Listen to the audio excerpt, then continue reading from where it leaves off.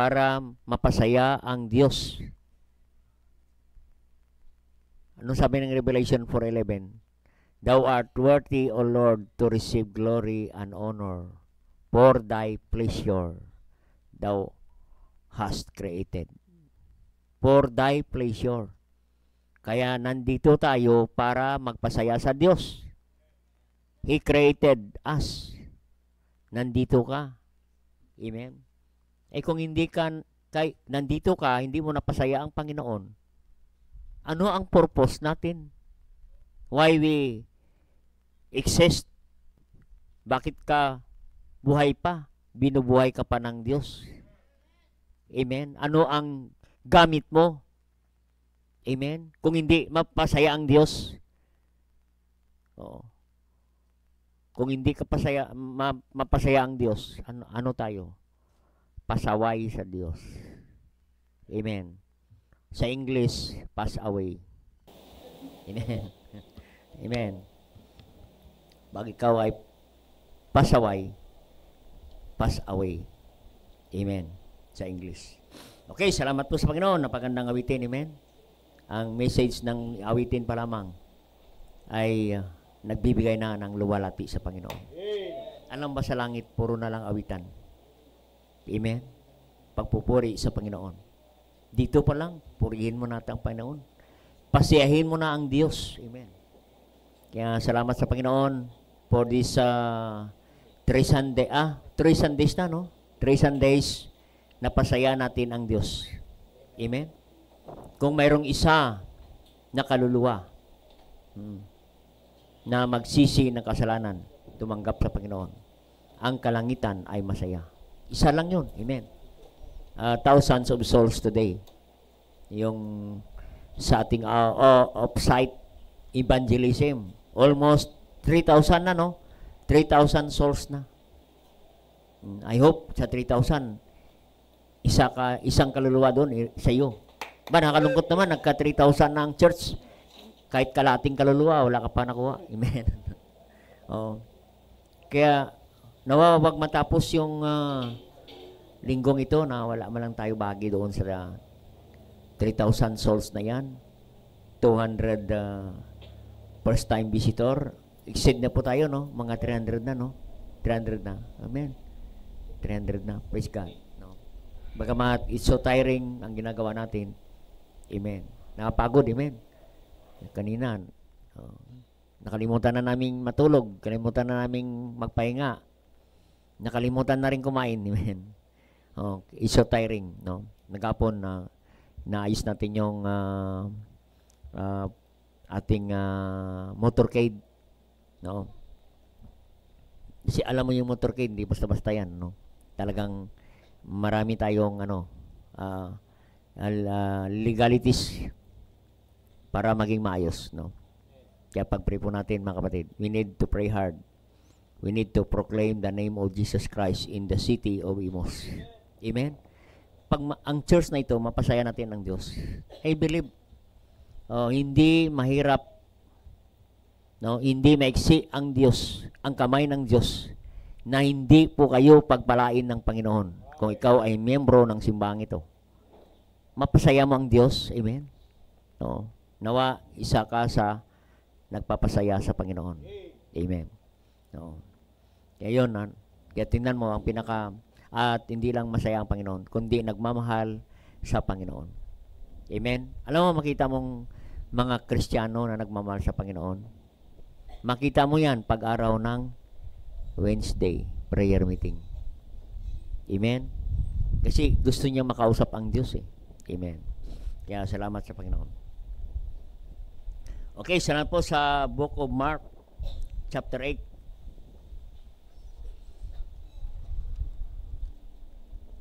Mark chapter 8. Salamat po sa katatapos nating Sunday worship at revival, no? Lord's Supper. Ano pa? Salamat sa Panginoon sa tagumpay. No. Yan ay accomplishment ng Diyos. Mark chapter 8.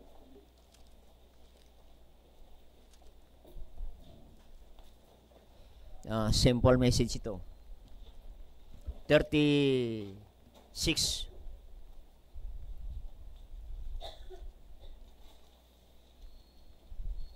Hanggang 37. Amen. 37. Sige, tayo tumayo, no? Yan. Yung pera lang yung senior, no? Na hindi makatayo. Yan. Yan, tayo tayo. Bigyan natin, pagbabasahin natin, pati mga bata magbabasa ng Biblia. Amen. Ang sabi rito sa verse 36, sabay-sabay natin basahin. Sabi rito, verse 36, ready begin. For what shall profit a man if he shall gain the whole world and lost his own soul? Or what shall a man give exchange for his soul? Amen? Katanungan niyo. Tinatanong tayo, ano ang kapalit ng ating kaluluwa? Ano? Kaya napakalaga ng kaluluwa ng isang tao. Amen. Bakit? Mayroon ding isang tao na namatay para sa isang kaluluwa na katulad mo, katulad ko. Amen. Kung hindi malaga, hindi ibigay ng Diyos Ama ang ating Panginoong Jesucristo upang mamatay sa krus ng Kalbaryo. Alright, salamat po sa Panginoon. Tayo muna yung magmanalangin. Dakilang Diyos Ama sa langit, salamat o Diyos sa gabing ito. Salamat sa aming mga prayers, O Lord.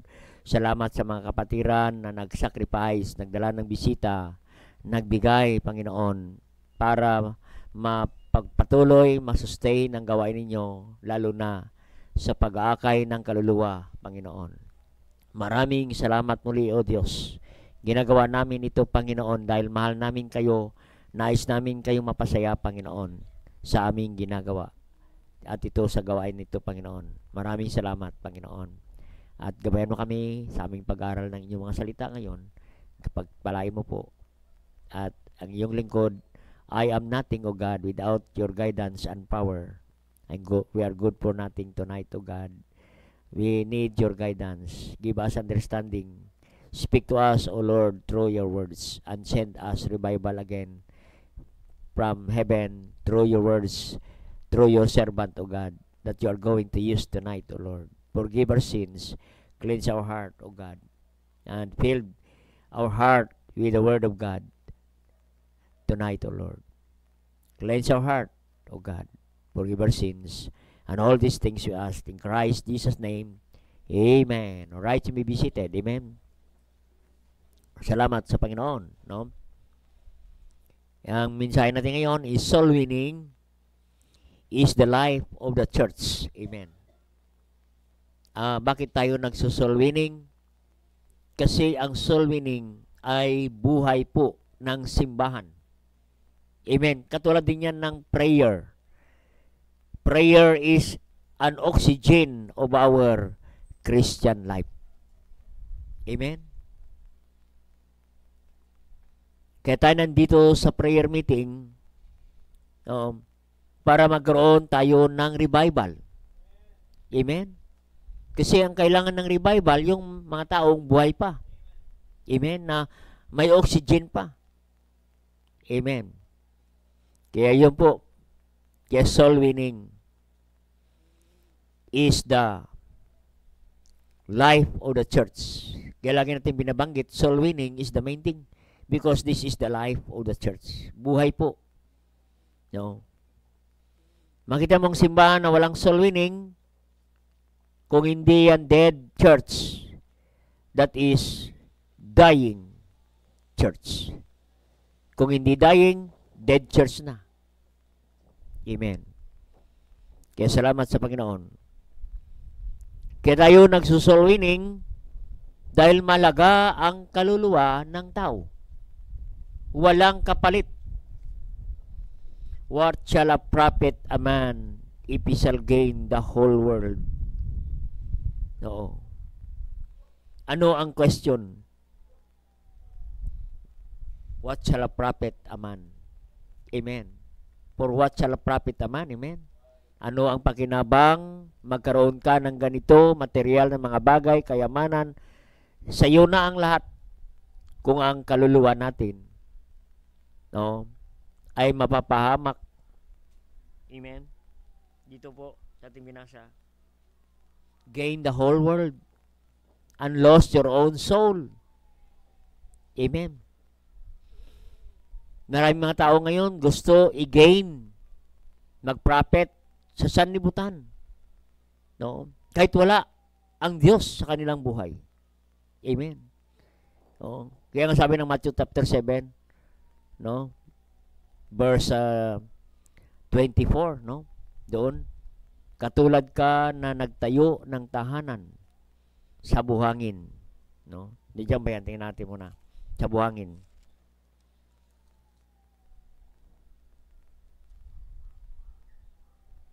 Verse 26, no?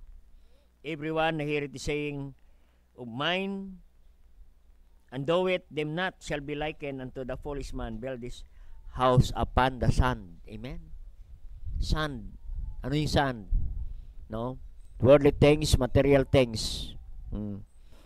Makamtan naman ang lahat, no, ng kayamanan sa mundong ito. Kung ang kaluluwa natin, no, ay mapapahamak sa impyerno. Amen. For what shall a man give in exchange of his own soul? No. Kaya napakalaga na bakit tayo nag-aakay ng kaluluwa. Hindi lang po dapat sa anniversary. Bakit? Napakalaga ng isang kaluluwa ng tao. Walang katumbas. Ipunin mo man ang buong kayamanan sa buong sanlibutan, hindi kayang tumbasan ng isang tao, isang kaluluwa. Oo. Kaya nga, ganon na lang ang kasiyahan sa langit na mayroong isa na nagsisi, isang kaluluwa na nagsisi ng kasalanan at tumanggap sa Panginoon. Ang buong kalangitan ay nagsisiyahan. Ang mga anghel sa langit, masaya. Ang Diyos, masaya. Bakit?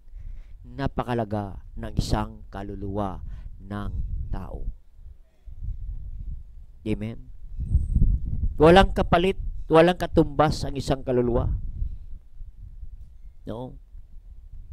Hindi kaya tumbasan kahit anong halaga ng kayamanan sa mundong ito.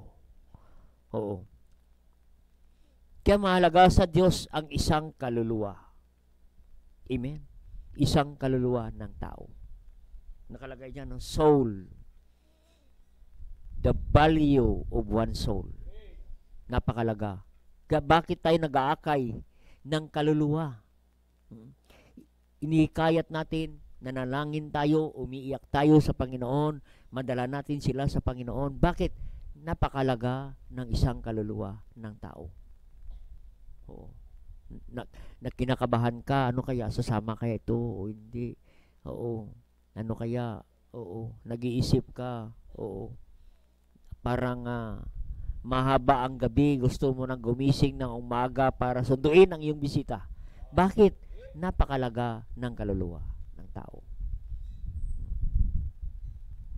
Binigyan ng Diyos ng alaga ang isang kaluluwa. Amen. Wala, the value. Kaya nga, nag-aakay tayo ng kaluluwa sa Panginoon. Amen. Kasi mahalaga ang isang kaluluwa. Amen. Kaya we need to understand, no, the truth about soul. Kaya nga, minsan walang halaga sa atin ang kaluluwa kasi hindi tayo masyado, wala kang idea kung ano talaga ang kaluluwa ng tao. Amen. No. Ano ba ang soul na sinasabi dito sa ating binasa sa Mark 8:36 and 37? No? Ang soul na napakalaga, ang Greek word niyan ay chochi, parang ganun. P-S-U-C-H-E. Chochi. Amen. Ibig sabihin ng soul, ang English word niya na simple word ng Greek word na yan, soul is life. Soul is emotion. Oo. Nasasaktan yung tao. May kaluluwa. Mayroong passions. May pagmamahal. may kaluluwa. Baka wala kang pagmamahal, amen, sa isang taong kaluluwa. Amen. Wala kang habag sa kaluluwa ng isang tao. Amen. Sabi nga ng iba, be kind to animals. Maganda naman yan, be kind to animals. Pero dapat be kind to one soul. May passion ka sa kaluluwa ng tao. Amen. Passion, yan po ang kaluluwa. Meron kang feelings, yan ang soul. Feelings, desire, appetite, yan ang souls ng tao. Nandyan yung senses ng tao, yun yung soul is life. Kasi nandyan yung senses, ano yan? Sense of seeing, sense of hearing, sense of tasting, sense of smelling, ano pa? Sense of touching, feeling na yan, ano? Smelling, yan. No? Yan yung soul is life. Napansin niyo, pag ang kaluluwa, wala na sa tao, bigyan mo ng masarap na ice cream, wala na. Bigyan mo ng magandang bulaklak, wala na siyang passion. Oo. Wala na. No. Bigyan mo yan ng malaking pera, wala na. Hindi niya na ma-appreciate. Oo. So makita natin, yan ang soul. May buhay. Kaya nga mahalaga ang kaluluwa. Kaya nga kapatid, soul winning is the life of the church. Soul winning is the main thing, kapatid, because soul is very valuable in the heart of God. Amen? Mahalaga ang kaluluwa ng tao. Amen? Life. Kaya nga, ang pinag-usapan natin dito sa church is between life and death. Amen. Kaya kapatid, dito sa church, nagbibiruan tayo, ano? Para maging masaya. Pero seryoso tayo sa gawain ng Diyos, lalo na sa pagdadala ng bisita ng kaluluwa. Bakit? It is between life and death. Because soul is life. Life. May emotion, may passion, may feeling, may desires, may appetite. That is soul. Amen? Kaya yung Greek word niyan, soul, meaning life. Amen? Mapansin niyo sa Genesis chapter 2 verse 7, God formed man out of the dust of the ground and breathed his nostril, and a man became a living soul. No? And breath his nostril. Ano pa? The breath of life. Breath of life. That is soul. Our soul is the breath of life. Saan galing yan? From God. Amen? Yes, simple meaning ng soul is life. Kaya seryoso tayo sa gawain ng Panginoon, especially sa soul winning. Alam mo ba, we spend much. Oo.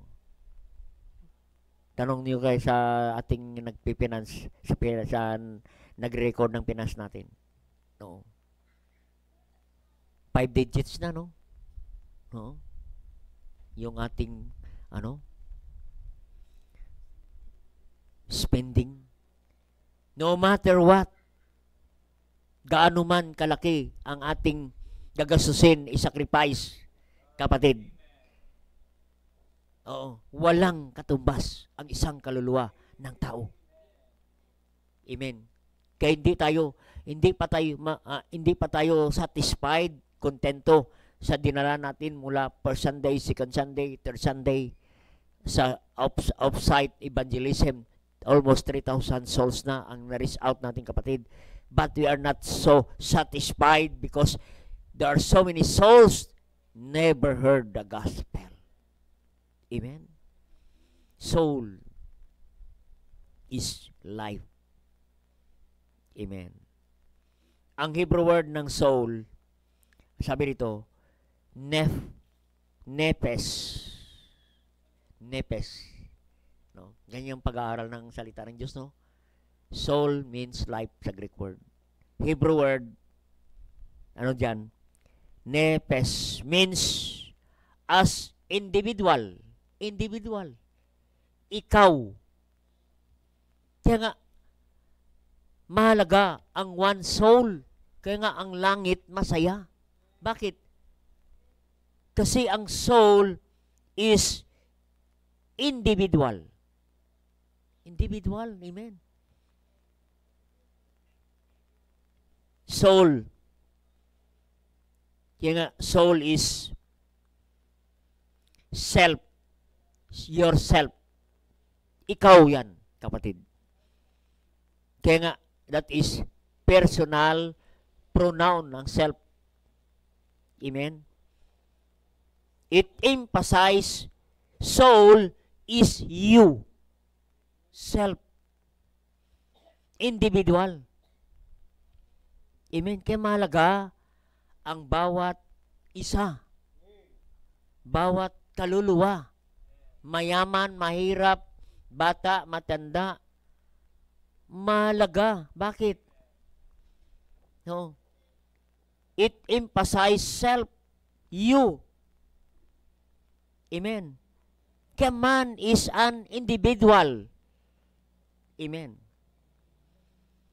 No. Every individual has a unique personality.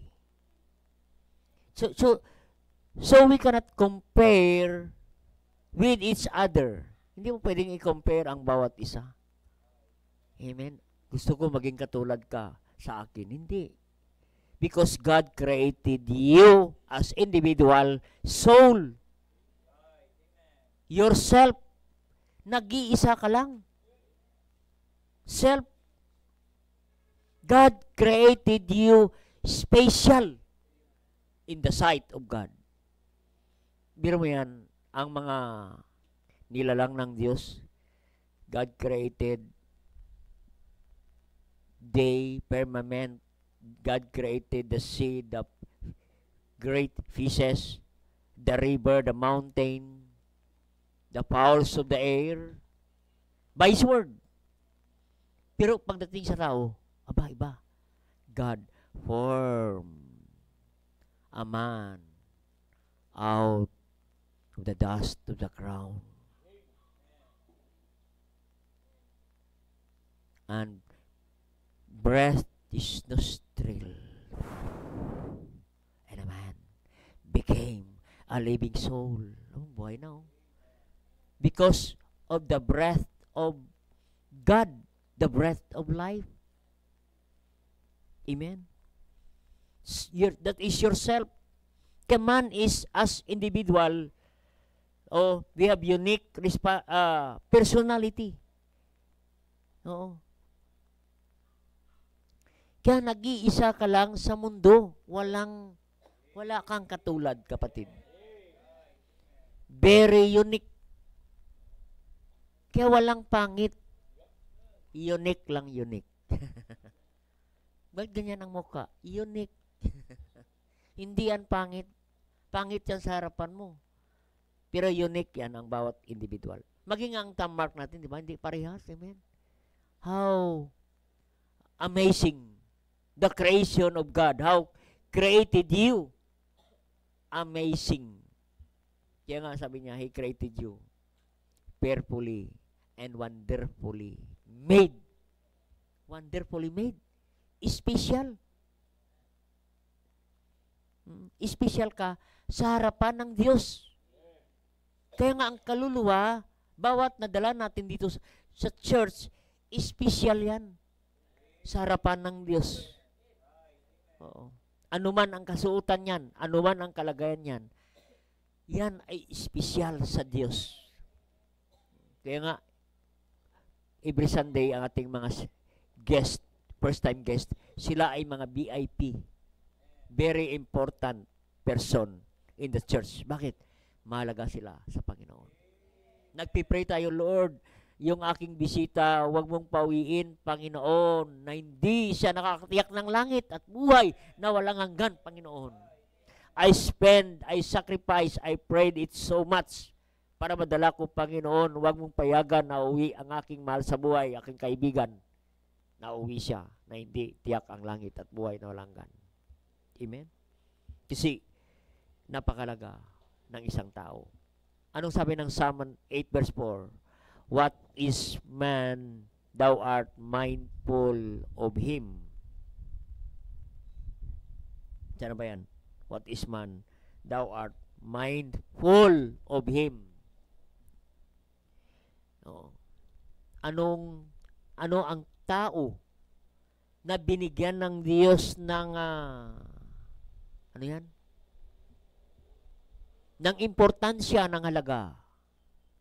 Yung bibigyan ka ng Diyos. Oo. Isa-isa kang ginawa ng Diyos. Isa-isa. Amen? Iba ka, iba. Iba kang individual. Oo. Yan. Iba. Oo. Yung iba, inaantok na. Amen. Yung iba naman, gising. Hindi pare-parehas ang kaluluwa ng tao. Amen. May tulog, may gising. Amen. Kaya kapatid, mahalaga. What is man? Thou art mindful. Na iniisip ka niya, no? Iniisip ka. And thou, tingnan mo sa Psalm 8:4, visitest him.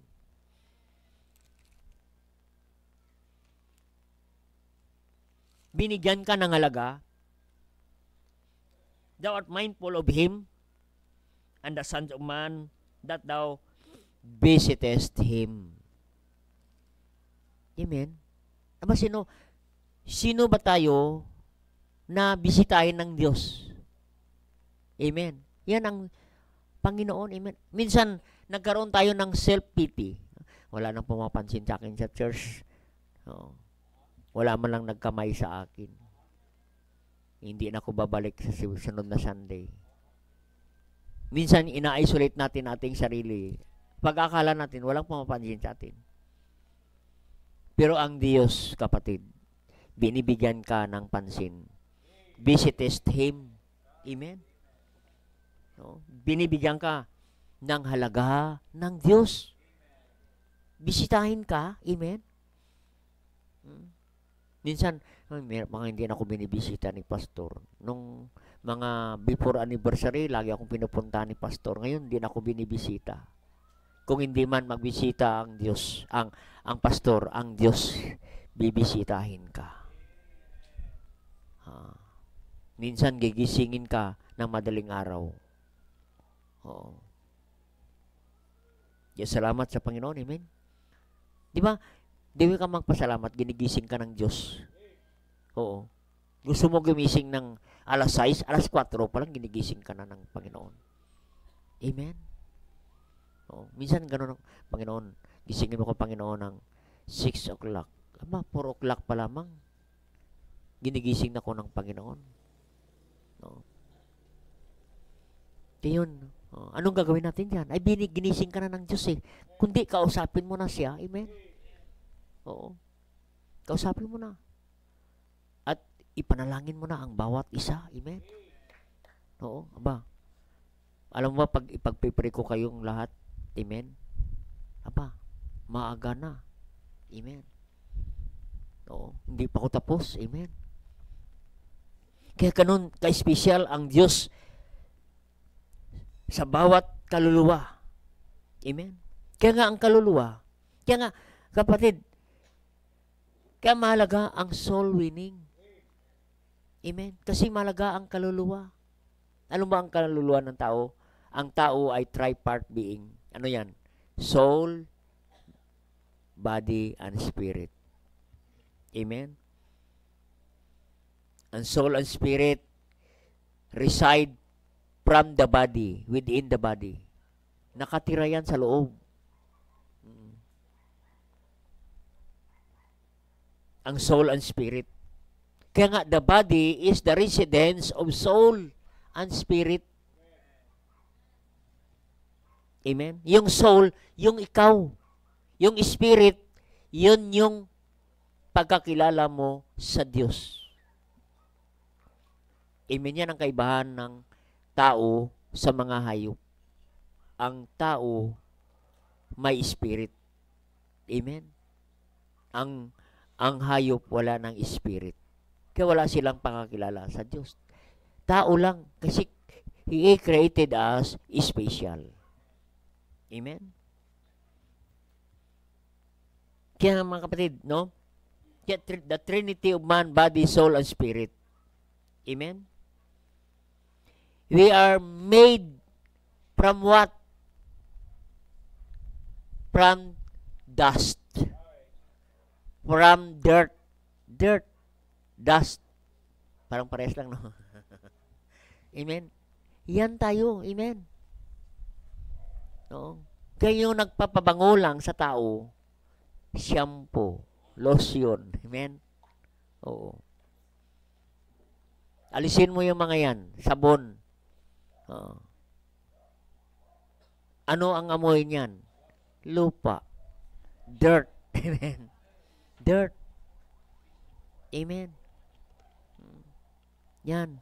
Kasi doon tayo galing. Amen. Kaya nga, pag tayo ay nagkakaedad, yung yuko, kasi hinila na tayo ng lupa. Oh. Kaya para hindi ka basta mahila ng lupa, bumili ka ng baston. Tukod ka. Op, lupa. Iyanin mo ng baston. Para hindi ka basta-basta mahila.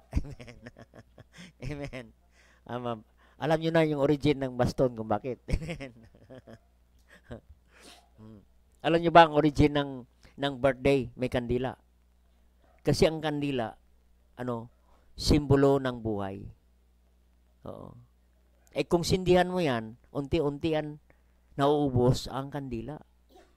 Aba, kailangan, pag may birthday, i-blow mo agad.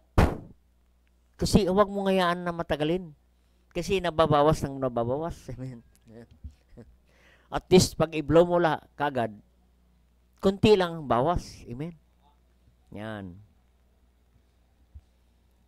Yan ang simbolo ng cake na may candle. Aba, Sister Rosalie, walang candle ngayon. Walang bawas. Amen. Sa mga birthday, no?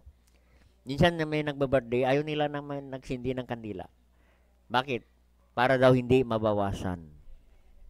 Amen. Cake lang cake. Amen. Para ano? Para maging masaya ang buhay.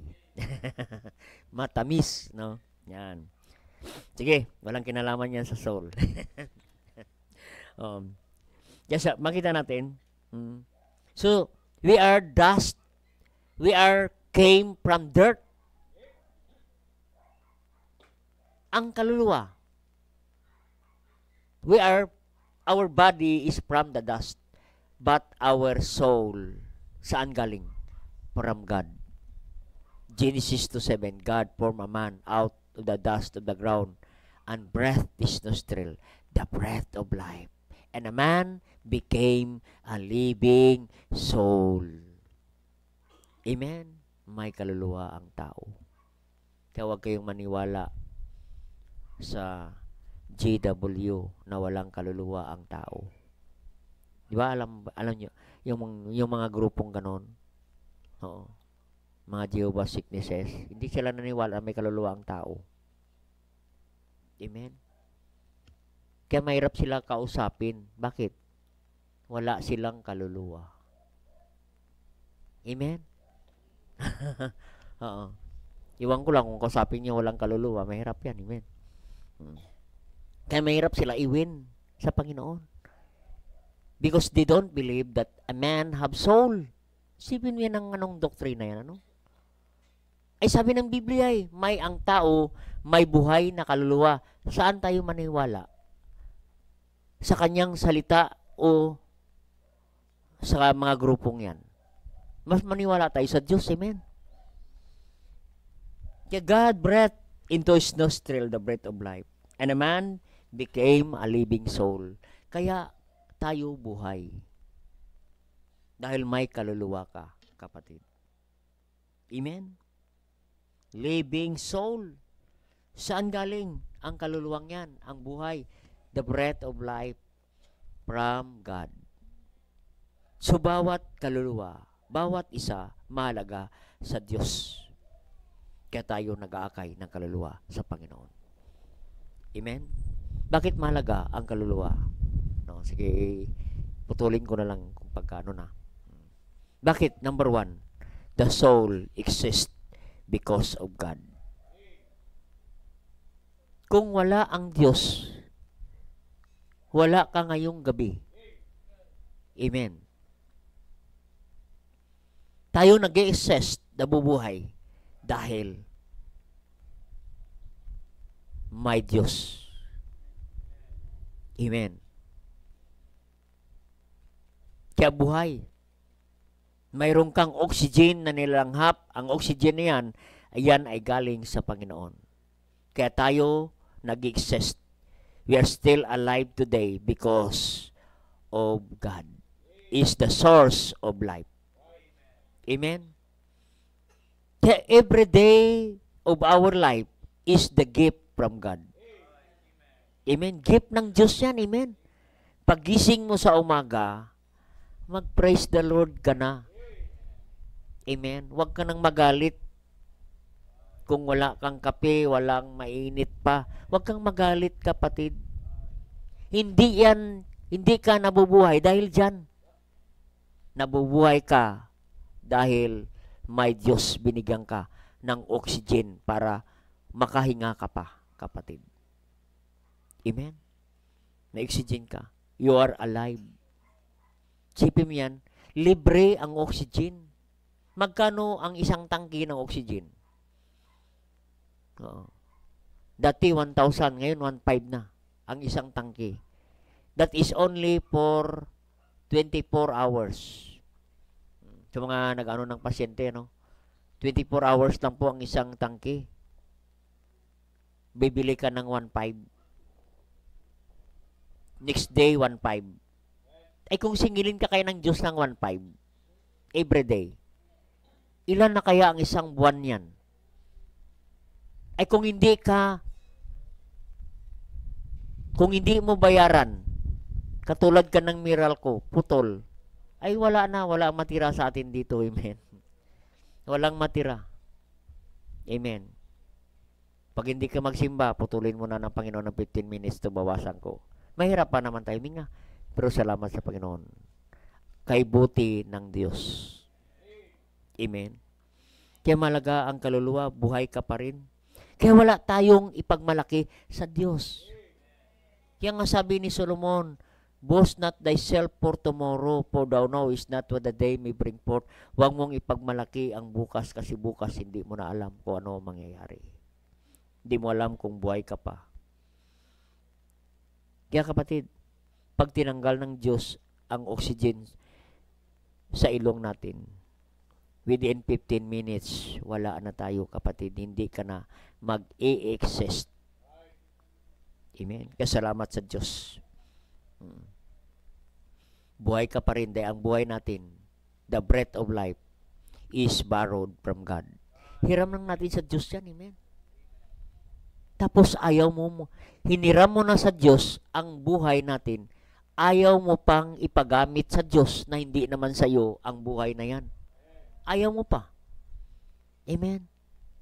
Oo. Ayaw mo pa isurrender ang buhay mo sa Panginoon. Na samantala ang buhay na yan, sa Kanya rin galing yan. Ay kung kukunin ng Diyos yan. Amen. Kaya actually, wala naman tayong maibigay sa Panginoon kasi hindi naman atin yan. Saan ang ibibigay mo ay wala. Ay sabi ng Panginoon sa John 15 verse 5, for without me, ye can do nothing. Ay kung wala ka, kung hindi ka nakakonect sa Diyos, mag-exist ka kaya? Amen? Kaya salamat sa Panginoon. No? Pinagkatiwalaan po tayo ng Diyos ng buhay pa. Amen. Because tomorrow has no promise. Kaya ngayon pa lang, ibigay mo na sa Panginoon. Kaya nga, give your best every day sa buhay natin. Amen? Alam mo, kahit anong haba ng buhay natin, kapatid, mayroon yan katapusan. Si Noah, nag-exist 950 years. Nakaranas si Noah ng 950 or ng 960, kung ganyan. 950 birthday. Ba, makakita ka ng tao, 950 birthday. No? Mahirap kaya maghanap ng kandila. I-blowing mo yung 950 na yan na, ano? Di ubos-ubos ng patayan, amen? 950, hingalin ka nun, mabusuhan ng hininga mo. Si Methuselah, napakahabang namuhay sa mundo. 969 years old. After that, he died. He died. Amen? Nakita natin, kapatid, yung mga buhay dyan. He begot and died. He begot and died. Born and died. Born and died. Methuselah, 969 years. He lived very, very long life on earth. But, he died. Eh kung si Methuselah nga namatay, tayo pa kaya? Amen? Ay bakit hindi ka maglingkod sa Diyos habang ikaw may hininga? Kahit tomorrow has no promise, wala na, hindi mo na. Wala nang pangako bukas, kapatid. Kaya ngayon pa lang, ibigay mo na ang papuri sa Panginoon. Maglingkod ka na sa Diyos. Magdala ka man lang ng kaluluwa. Bago umakyat sa langit. Amen? Oo. Kaya tayo narito because of the grace of God. Ang sabi ng Panginoon kay Paul, my grace is sufficient unto thee. Sagana ang aking biyaya sa iyo araw-araw. Amen? Ba araw-araw, kapatid? Grace lang ng Diyos. No? Kung bakit tayo nasa kondisyon, maayos ang iyong pangangatawan. Amen? Oo. Hindi kanina nakaranas. Parang iba na yung pakiramdam ko. Oo. Nainit, tapos parang siyempre maraming mga inaasikaso. Through and pro, ganun. May mga nagme-message, Pastor, 1 o'clock tayo Bible study. Pastor, ito ang ano natin, oras. Oo. Pero mga, it's only by the grace of God, Lord. Salamat po. Grace lang, Panginoon. Yung, kung iinom mo nga schedule, parang hindi mo kaya. Kaya nga sabi ni Paul sa Philippians 4:13, I can do all things through Christ, which strengtheneth me. Ang Diyos lang nagpapalakas sa atin. The soul exists. You are exist because of God. Kung wala ang Diyos, naku. Kaya wala tayong ipagmalaki sa Diyos. Amen. Hindi tayo pwedeng magyabang sa Diyos. Kasi Kanya lahat eh. Ano ang mayroon sa atin? Wala. Ang sabi ni Job 1:21, hubad ka na lumabas sa sinapupunan ng iyong ina. Hubad ka rin babalik sa lupa. Purihin ang Diyos. Amen? Wala. Nang lumabas ka, ano ang sigaw mo? Una, oha! Oha! Oha! Amen? Ang ibig sabihin, wala. Wala. Wala ka. Tapos lumaki ka na. Nagawala-wala ka na. Amen. Amen. Kaya purihin natin ang Panginoon. Biyaya ng Diyos ang buhay natin araw-araw. Binigay ng Panginoon. Kaya araw-araw rin tayo magpasalamat sa Panginoon. Kaya nga sabi ni Paul sa 2 Thessalonians 5:18, in everything give thanks to the Lord. No? Maging masaya ka. Dahil binibigyan ka pa ng Diyos ng pagkakataon araw-araw. Amen? Salamat sa Panginoon. Amen? It's only by the grace of God we are alive today because of God. Kaya hindi tayo pwedeng malaki, nagiinom ako ng mga vitamins, mga herbal, mga kung ano-anong mga supplement ang iniinom ko para ako'y lumakas. Hindi po yun, kapatid. Dahil sa Diyos. Amen? Maging nga kahit may sakit ka may giinom ka ng gamot, ang Diyos pa rin ang nagpapagaling. May sakit ka na, pero buhay ka pa rin. Marami ang walang sakit, nauna pa. Amen. Nakita ko yung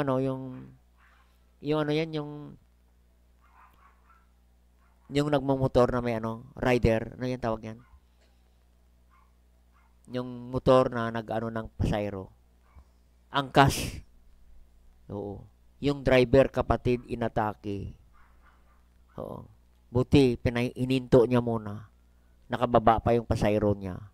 At saka siya inatake. Dead. Namatay. Sipin mo yan, kapatid, Nagbabiyahe ka, tapos bigla ka lang namatay. Kaya wala tayong ipagmalaki sa Panginoon. Without God, we are dust. We are dirt. Amen.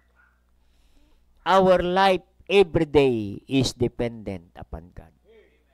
Kaya gamitin mo na ang buhay natin. Oo.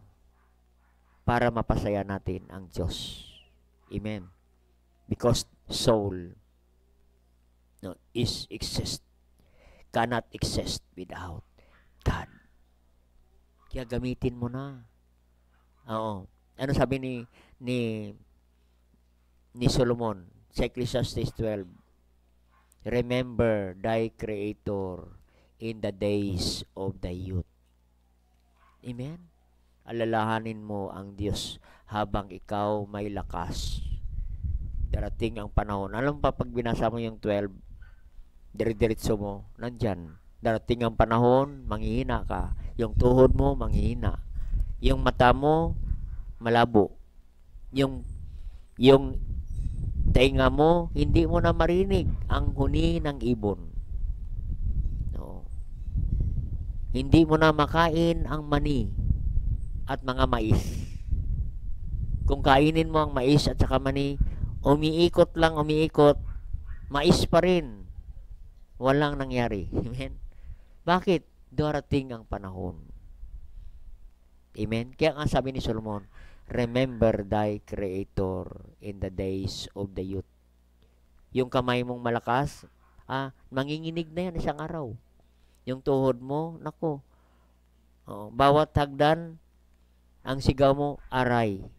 Tiis, aray. Tiis, arthritis. Amen. So, gamitin mo na ngayon. Kailan mo pa gamitin yan? May lakas ka pa. Gamitin mo na yan sa pag-akay, paglilingkod sa Panginoon. Amen? Because we exist because of God. Use it for the glory of God. Gamitin mo yan, kapatid. Oo. Sa kaluwalhatian ng Diyos, because we are created for His pleasure. Thou art worthy, O Lord, to receive glory and honor, for Thou hast created all things. Amen. For Thy pleasure, amen, He created us. Amen. Para mapasaya natin ang Panginoon. Tayo po mag-pray. Dakilang Diyos, makapangyarihan sa lahat. Salamat po. Oo. Napakalaga ng isang